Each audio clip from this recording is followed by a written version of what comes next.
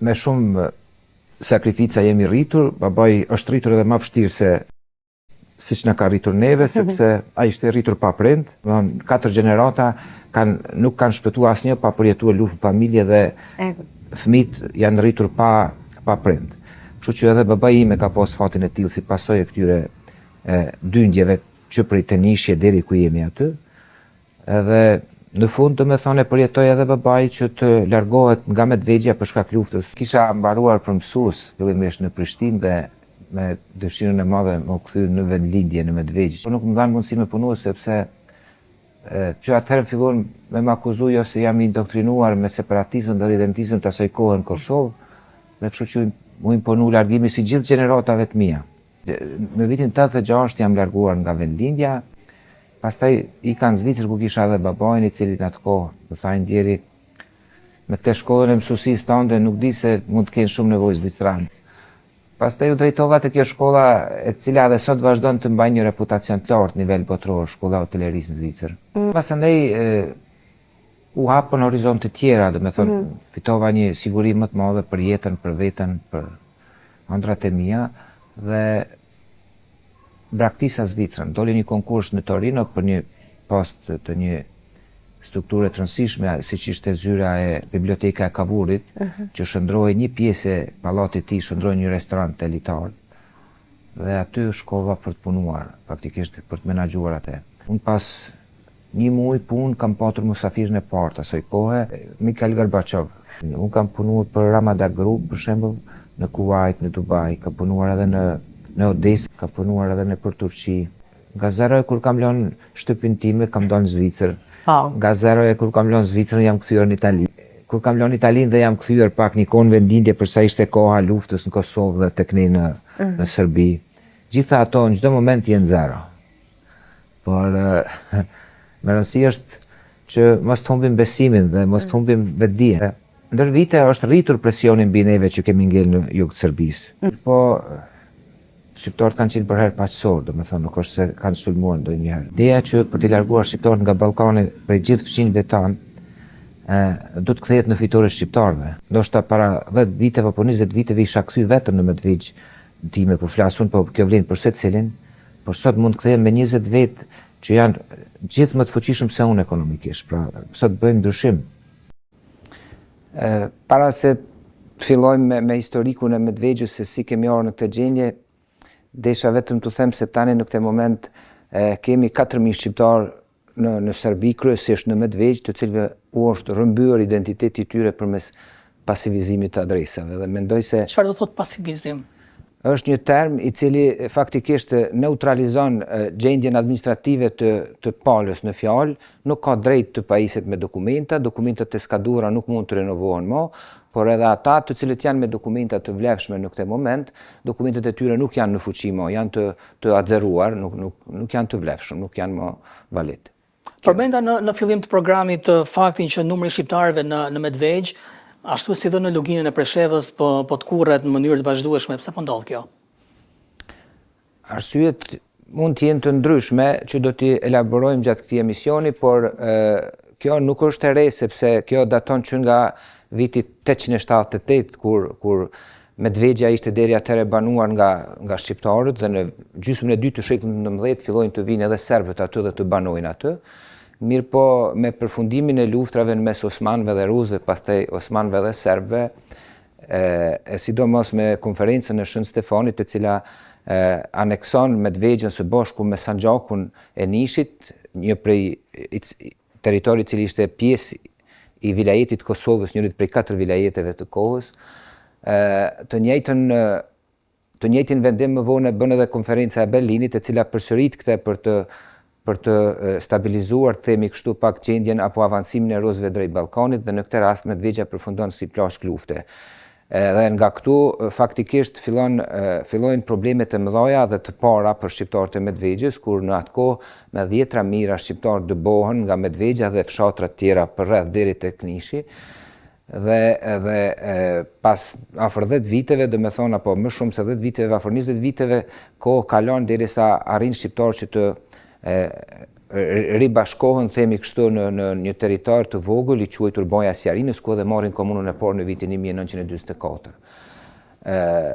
Kjo nuk zgjat shumë, diku në 10 vite, 12 vite më vonë, në vitin 1956, vendosin të suprimojnë këtë komunë nga ky vend i quajtur Baja e Sjarinës dhe kalojnë në Medvegjë ku jemi sot.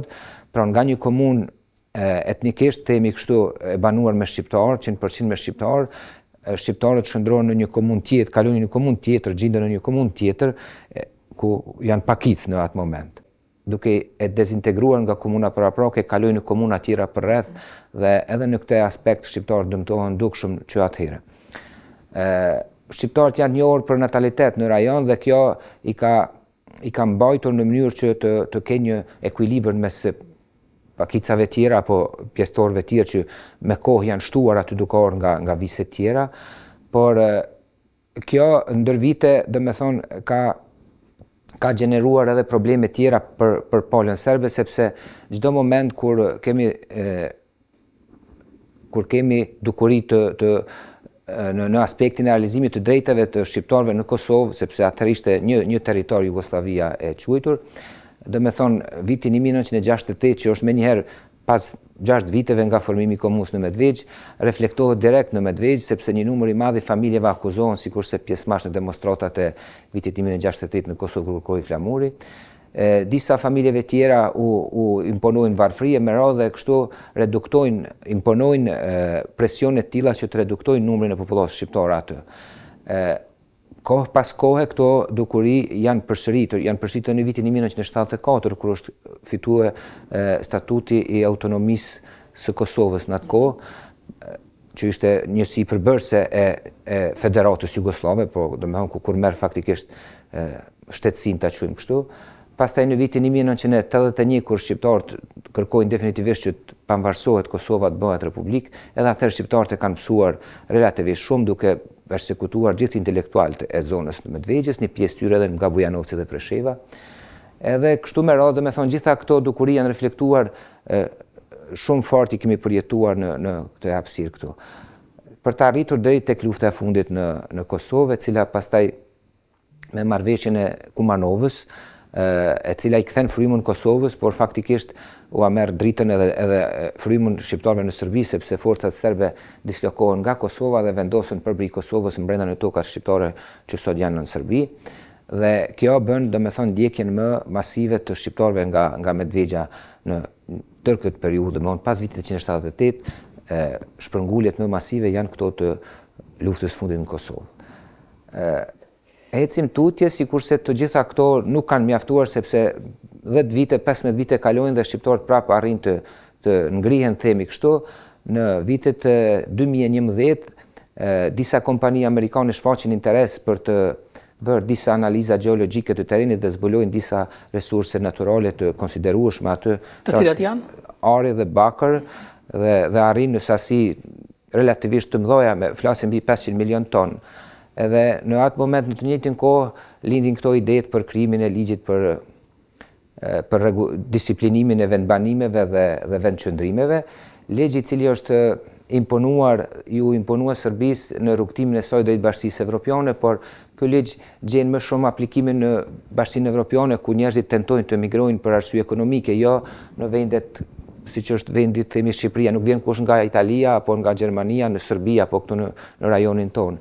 Por është e kundërta dhe çfarë ndodhi, duke keq interpretuar qëllimisht segmentet caktuara këtij ligji, ata pastaj kanë filluar të bëjnë pasivizimin e adresave të shqiptarëve. Fillimisht kanë bërë në mënyrë shumë graduale dhe shumë qetë, duke bërë në mënyrë të përzgjedhur familje të cilat shumë rroll kanë frekuentuar Medvegjën, domethënë ne nuk e kemi ditë se çfarë po ndodh, sepse derisa palët nuk janë ballafaquar me problem, nuk e kanë ditë fare se kujt. Pra s'ka pasur informacion. Nuk kanë pasur informacion. Në vitin 2015, që është 4 vite më parë, ne u organizuam, domethënë, në mënyrë masovike që të marrim pjesë në zgjedhje dhe ishte mundësi që të realizonim shumicën në asamblenë komunale, bazë numrave që ishin.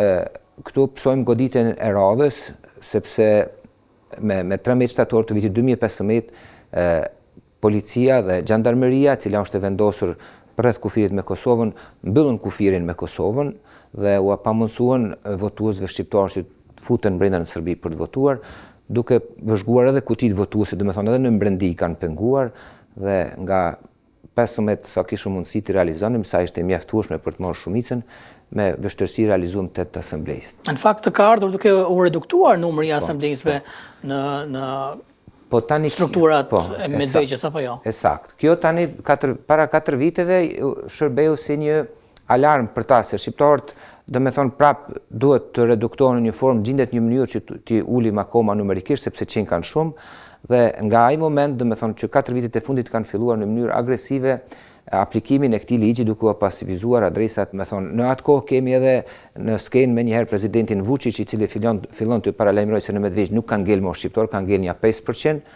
sepse donte që t'i paraprinte politikës ku donin ata të arrinin dhe nga ajo kohë është bërë vazhdimisht ky veprim kundër shqiptarëve në mënyrë që në zgjedhjet e fundit kemi pasur 1000 vetë me drejt vote dhe për atë arsye sot kemi përfunduar me 3 asamblejë në Kuvendin Komunal. A janë shqiptarët shumicë në Medvegjë? Shqiptarët gjithmonë kanë qenë shumicë, por varet kush numëron. Pra problemi është tek numërimi, si që problemi është te numërimi sepse shqiptarët paraprakisht i largojnë nga administrata, siç ishte rasti i pasivizimit të adreseve. Aty kemi pas në kohën kur është formuar policia multietnike, kemi pas edhe profesionistë shqiptarë të arsimuar, që kanë punuar aty dhe i kanë larguar nga puna paraprakisht ata, pastaj kanë filluar të aplikojnë këto. Do me thonë gjithçka është e manipuluar, e them kështu pa kurrë dileme, sepse shqiptarët po të jepet mundësia të regjistrohen sot, janë mbi 10.000 shqiptarë në Medvegjë. Unë këto gjëra i kam bërë edhe para se të isha në funksion që jam tani si asamblejist komunal, sepse diskriminim kam gjetur edhe para 3 viteve kur kam marrë për çështje ekonomike. Serbia është e shkath që të lobojë në arenën ndërkombëtare për të thithur investitor, bile mund të themi kështu pa problem se është lider në rajon për këtë çështje dhe duke pasur domethënë parasysh faktin se unë jam shqiptar, jam i lindur aty, nuk kam ku të shkoj përderisa nuk kam bërë investimet në vendlindjen time, zgjodha këtë adresë dhe erdha aty dhe u ballafaqova me shumë probleme, domethënë probleme më primitive, diskriminuese dhe ajo pastaj më bëri apo më nxiti që të shoh edhe në fusha tjera dhe këtu pastaj përveç asaj ekonomisë si emërues i përbashkët të gjitha shtyllave të një shoqërie, vren edhe në fusha tjera, edhe në fushën e arsimit, edhe në aspektin social, edhe në ekonomi, siç e thash, po gjërat do t'i shohim me një kronologji. Në tërë ish Jugosllavin, lufta që ka ndodhur, nuk ka ndodhur askund siç ka ndodhur në Medvegjë që të pengohen njerëz të kthehen. Këta nuk kanë punuar apo nuk kanë lejuar që të kthehen njerëz të shpërngulur pas luftës në Kosovë, përkundrazi kanë penguar ata që kanë tentuar në mënyrë individuale. Me çfarë justifikimi i pengojnë kthimin e shqiptarëve në Medvegjë? Fillimisht posa janë për ndjekur nga vendlindjet e tyre, atyre u janë marrë gjithë çfarë të mirash materiale u kanë ngel mbrapa në shtëpitë e tyre janë plaçkitur, pastaj shteti ka dhënë urdhër që të ndërpritet rryma.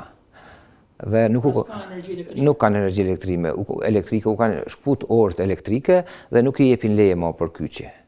Ndërkohë, pas vitet kanë kaluar dhe rryma për shembull ka qenë në emër të babait, në emër të dikujt i ndjerë dhe nuk është modë tani nuk e kalon dot dhe krijojnë probleme të paqena, domethënë duke përdorur gjithmonë këto mundësitë e dokumentave.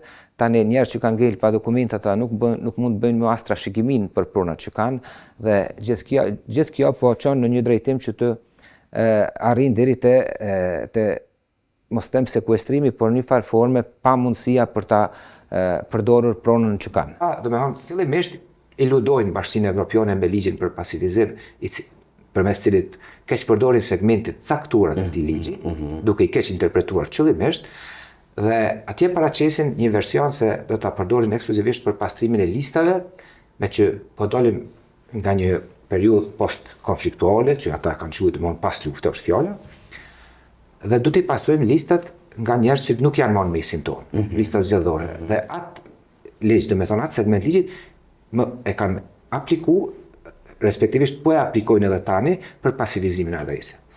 Çfarë mundson ai ligj? Ai ligj u jep mundësinë që të verifikojnë fizikisht a ekziston personi në fjalë ajo, sepse njerëz për shembull që janë shpërngul nga Serbia Jugut, themi kështu, në Kosovë, sidomos në periudhën kur ka qenë në funksion respektimi marrëveshjes së zonës sigurisë, një numër i madh i popullsisë, që do ndoshta është shpërngulja më e madhe pas vitit 878 në të kaluarën tonë. Ata njerëz nuk kanë pas mundësi me u verifikuar realisht a janë gjallë apo të vdekur sepse kanë qenë shumica në Kosovë. Po. Edhe me atë pretekst kanë kriju një mekanizëm që me dal fizikisht me po verifikimin teren a janë njerëz të aty ajo. Këto gjitha kanë qenë studiume me kohë, por ju ka duf një shkas, dhe shkasin e kanë kriju duke u mundsu. Filme marrë, po. Tani, po, nëse marrim edhe e këshyrim, do më thonë, fshatrat më të larta të Medvegjës dhe vetë Medvegja dhe komplet komuna, le të themi është ajo zona e fundit në të cilën kanë mbetur shqiptarët prej shpërnguljes së vitit 1878 që përmendet jo 78 e tutje, nga Toplica, Jablanica, Nishit, deri atje. Domethënë është pjesa e fundit, ai muri i fundit. Po sot 2022 kur jemi kjo pi bjen që po ofrohet, nuk po të kurët ajo pjesa e. Dhe kjo është alarmuese me këtë metodë e cila në vazhdimsi është përdorur. E thatë jo prej ma heret, pastaj me ato prapashtesat e mbjamnat të shqiptarët kryesisht në komunën e Medvegjës, e deri te sot të pamundësia për të regjistruar për 100 qytetarë. Çka është duke bërë, le të themi, Prishtina dhe Tirana sa i përket kërkesave. Tashmë ajo është publike, po dihet, janë alarmuar institucionet e Bashkimit Evropian, deputet të ndryshëm të Parlamentit Evropian, organizata ndërkombëtare në Serbi, si OSBE, UNHCR, IOM, të gjitha të tjerat. Këtë është në rregull deri këto. Është institucionalizuar si temë.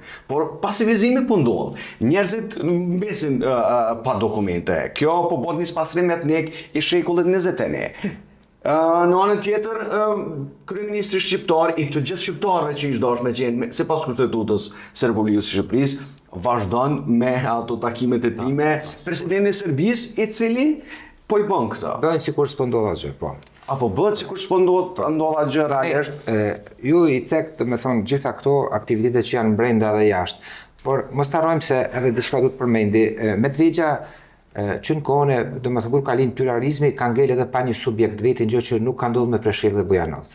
Dhe pasoj apo mekanizëm lehtësues për Serbinë që të aplikoj këtë lloj gjenocidi. Është mos forcimi shqiptarëve në Medvegjë, e vërtet. Është edhe bulizmi politik i dy komunave tjera. Ato lehtësisht, dhe me thonë, janë suportuar nga Serbia me kriju vazhdimisht subjekte, dhe atje janë disa dhjetra subjekte në të dy komunat bashkërisht, ndërkohë që në Medvegjë nuk kanë lejuar asnjëherë me kriju një subjekt. Dhe kjo e ka mundësu krijimin e këtij boshllukut informativ për një dekadë tërë, nuk është di çfarë po ndodh në Medvegjë.